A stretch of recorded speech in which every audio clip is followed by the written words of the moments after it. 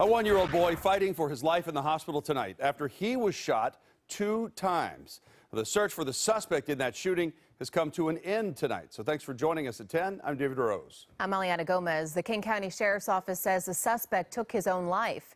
The shooting involved the one-year-old boy happened yesterday morning in SeaTac, about a mile away from the airport. Now, investigators say the child's grandmother was also shot while holding the baby boy in her arms. The grandmother is stable and has been released from the hospital. The shooter was on the run until he lured police to Skyway today to surrender. The King County Sheriff's Office explains what happened next. This afternoon, about 2:40 p.m., King County Sheriff's Office received a call to our 911 center from a gentleman identifying himself as a subject in that case. He said he would be here at Skyway gas station, and we had 2 deputies that responded. As they approached the scene, the man began walking northbound on the street here behind me. As deputies prepared to make contact, it appears he took his own life. Well, police say 46-year-old Dion Johnson was the gunman in the SeaTac shooting. We're told the one-year-old boy named Elijah Simon was his son.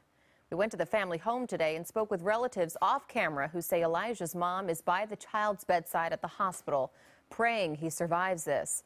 Detectives say the investigation will continue until they get some closure for the family. Well, Johnson is known to police and has had a long history of domestic violence. In fact, I featured him on Washington's Most Wanted back in 2010. And at the time, I described him as any woman's worst nightmare because of his prior criminal history. And that record includes multiple felony convictions for violating domestic violence court orders. He also served time for second-degree assault for punching the mother of his kids at that time. Prosecutors say the only time his violence stopped against her is when he went to prison in 2003. In 2009, police say Johnson assaulted that same woman and threatened to kill her and her child outside a bar in Skyway. Investigators are still looking into a motive in this weekend's shooting, and we'll continue to monitor that little boy's condition, and we'll share any updates just as soon as we have them.